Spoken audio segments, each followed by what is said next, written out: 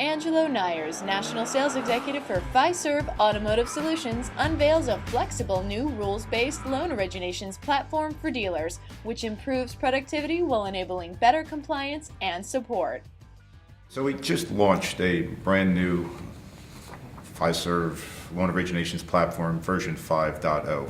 In fact, just went live with our second client last week. For us, it creates the next generation of this platform, which is rules-based, flexible, improves productivity for our clients, as well as providing them an opportunity for greater levels of compliance and support. So our role, at least my role, in the near future, is to leverage the clients I currently have on 5.0 and really bring that out to new prospects, existing clients who are using our older versions, and really talk about the benefits of what our new platform will deliver to them in terms of speed and flexibility. Well, we deal on all different levels of the marketplace. We currently today talk to some of the largest captive finance companies, some of the largest banks, but yet, at the same token, our system is flexible enough to deal with small startups, small subprime companies or smaller banks who are getting involved in a marketplace, who have had old technology, haven't invested in technology over the years. So we feel that the business environment right now, albeit diminished somewhat from a capital spend perspective, is ripe for companies to upgrade their technology and get ready for the future. From a participant perspective, I think over the last year or so, credit unions have gotten much more actively involved. I think they were moved along somewhat by, they had cheaper funds, more access to cash or capital than the banks or captive finance companies have had.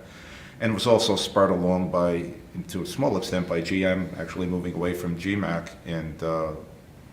and putting programs out there for their dealers to work with the credit unions to sell more cars. Now, that program is somewhat diminished in today's environment, but credit unions got more actively involved. Banks, by the same token, had a leg up, availability of capital.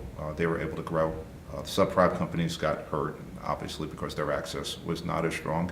And the captives needed to do what they had to do, which was to support their manufacturer. A lot of what we do is behind the scenes. We provide the means for a bank, a captive finance company, a startup, so to speak, to actively participate in that marketplace and do so in a very efficient way.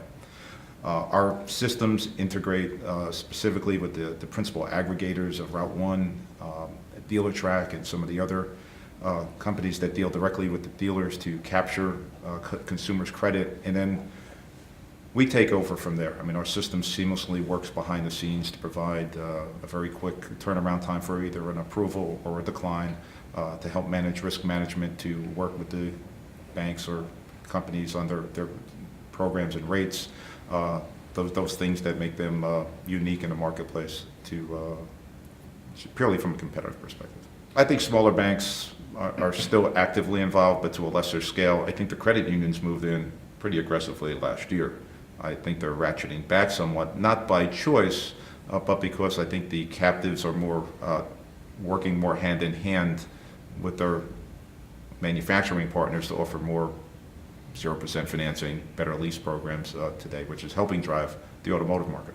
Again, a lot of what we do help the dealers through their finance companies or banks fund and get the decision back to the customers quicker.